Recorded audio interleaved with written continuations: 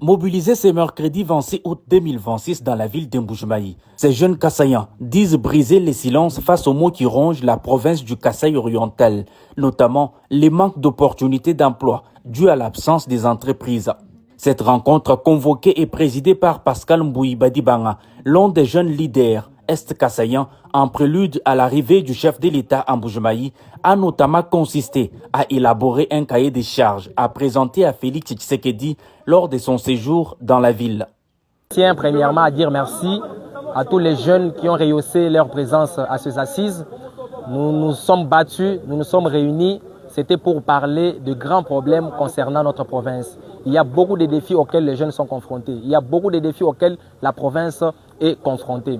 Alors, nous, en tant que jeunes, on ne pouvait pas laisser passer tous ces problèmes. C'est ainsi que nous avons appelé tous les jeunes du Kasaï oriental qui ont répondu présent afin de donner des solutions, proposer et faire un cahier de charges ou un cahier d'adresse à donner au président de la République comme son arrivée est imminente.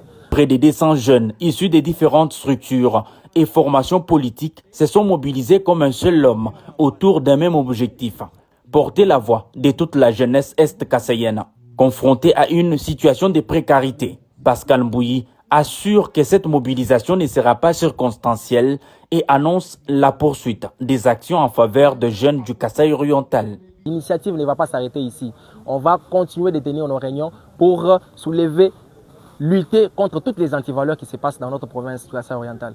C'était pour écouter toutes les idées des jeunes, parce que les jeunes avaient beaucoup de problèmes, ils avaient beaucoup de défis, ils ont soulevé les problèmes que nous avons recueillis. L'un des participants a pour sa part dénoncé l'absence remarquée du Conseil provincial de la jeunesse qui a préféré organiser une autre activité en parallèle alors qu'il a été invité à cette rencontre. Il s'est insurgé contre les manques d'unité qui, selon lui, caractérisent la représentation de la jeunesse. D'abord, nous sommes très surpris de leur absence. Depuis quelques jours, cette réunion a été prévue.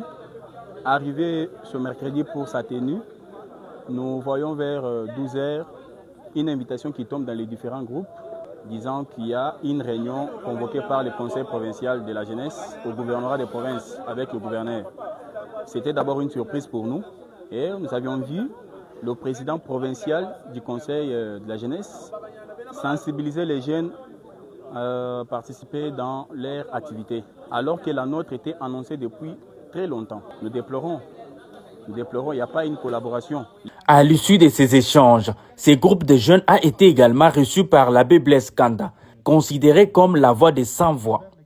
Ils lui ont exposé leurs préoccupations dans l'espoir qu'ils puissent faciliter leur rencontre avec le président de la République et permettre ainsi que leurs revendications lui soient directement présentées.